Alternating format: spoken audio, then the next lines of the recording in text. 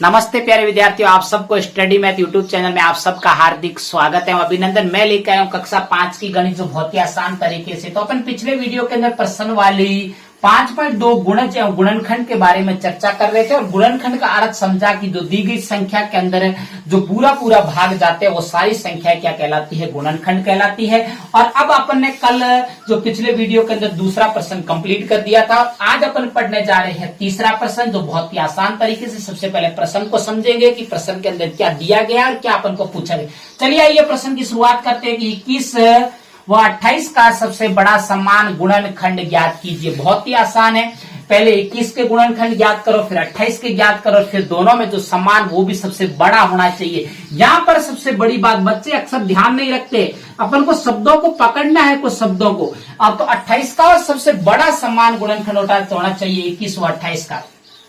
तो चलिए आइए हल की शुरुआत करते हैं, क्योंकि कक्षा 5 बोर्ड है। बोर्ड के अंदर ऐसे प्रश्न पूछे जाते हैं। पिछले जो बोर्ड पे एग्जाम के अंदर भी ऐसे प्रश्न आए थे, तो अपन को बहुत अच्छे से तैयार होके जाना है। तो सबसे पहले लिखना है 21 के गुणनखंड। 21 के गुणनखंड, तो 21 के जो गुणनखंड होंगे वो क्या होंगे। सबसे पहली बात तो लिखेंगे 21 के गुणनखंड। तो जो 21 का गुणनखंड होगा वो होगा, देखो 21 में 1 का भाग पूरा पूरा जा रहा है और उसके बाद में देखो 2 का नहीं जाएगा, 3 का, 7 3 21, 3 का भाग पूरा पूरा जाता है, 4 का नहीं जाएगा, 5 का नहीं जाएगा, 6 का भी नहीं जाएगा, 7 का जाएगा। किसका जाएगा? 7 3 21, 7 का भाग देखो पूरा पूरा जा रहा है। 7 के बाद में देखो 8 का नहीं जाएगा, 9 का नहीं जाएगा, उसके बाद में 10 11 12 13 14 15 16 17 18 19 20 21 का जाएगा। किसका जाएगा? 21 स्वयं का जाएगा। तो ये हो गया आपके जो 21 है, 21 के गुणनखंड 1 3 7 और कौन सा होगा?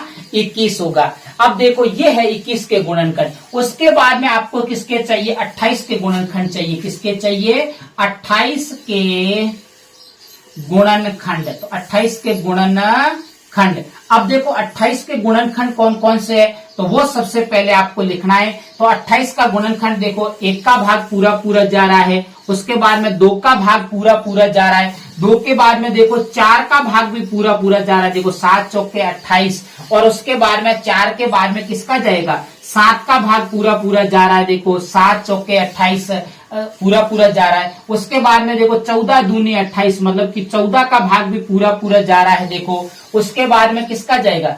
और उसके बाद में आपके भाग जाएगा 14 के बाद में 28 स्वयं का भाग जाएगा। किसका जाएगा? 28 स्वयं का भाग जाएगा। अब देखिए उसके बाद में आपको देखना है कि इसमें सबसे बड़ा समान, अपन ने 28 के गुणनखंड भी लिख दिए है कि 1 2 4 7 और 14 और 28, दो तीनों अपन ने लिख दिया है 28 के गुणनखंड, क्योंकि 28 के अंदर इन संख्याओं का भाग पूरा पूरा जाए। अब अपन को सबसे बड़ी बात यह है कि अपन को अंतिम प्रश्न जो पूछा, प्रश्न के अंदर क्या ज्ञात करने के लिए कहा है, तो वो कहा गया है कि 21 व 28 का सबसे बड़ा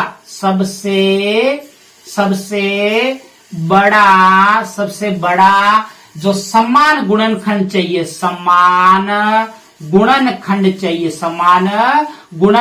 वो भी क्या होना चाहिए? बड़ा होना चाहिए। क्या होना चाहिए?